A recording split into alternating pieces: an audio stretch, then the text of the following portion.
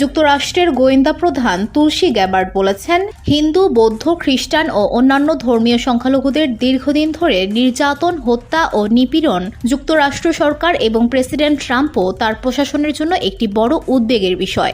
Donald ট্রাম্পের নতুন মন্ত্রিসভা বাংলাদেশের অন্তর্বর্তীকালীন সরকারের সঙ্গে আলোচনা শুরু করেছে। ভারতীয় সংবাদ মাধ্যম এনডিটিভি ওয়ার্ল্ডকে দেওয়া এক সাক্ষাৎকারে তিনি এসব কথা বলেন। আজ সোমবার সাক্ষাৎকারটি প্রচারিত হয়েছে। তিনি বলেন, প্রেসিডেন্ট ট্রাম্প ইসলামী সন্ত্রাসবাদের পেছনে যা আদর্শ কাজ করে তা চিহ্নিত করতে এবং এই আদর্শ ও তাদের সন্ত্রাসী কার্যক্রমকে পরাজিত করতে প্রতিশ্রুতিবদ্ধ। এই সময় তিনি বাংলাদেশে ইসলামী চরমপন্থা ও সন্ত্রাসী গোষ্ঠীর উত্থানের কথা উল্লেখ করেন।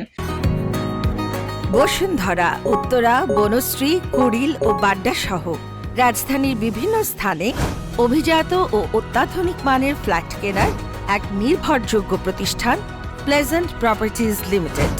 তাই আপনার স্বপ্নের আবাসনের জন্য আজই যোগাযোগ করুন। Pleasant properties limited, where destiny matches eventually. Tulsi Gabbard সাক্ষাৎকারে ইসলামী খিলাফতের আদর্শের কথা উল্লেখ করে বলেন, বিশ্বজুড়ে চরমপন্থী ও সন্ত্রাসী গোষ্ঠীগুলো এমন একটি ফলাফল অর্জনের লক্ষ্যে কাজ করছে। ইসলামী সন্ত্রাসীদের হুমকি এবং বিভিন্ন সন্ত্রাসী গোষ্ঠীর বৈশ্বিক প্রচেষ্টা একই আদর্শ ও লক্ষ্যে নিবদ্ধ, যা হল ইসলামী খিলাফতের মাধ্যমে শাসন বা শাসন করা।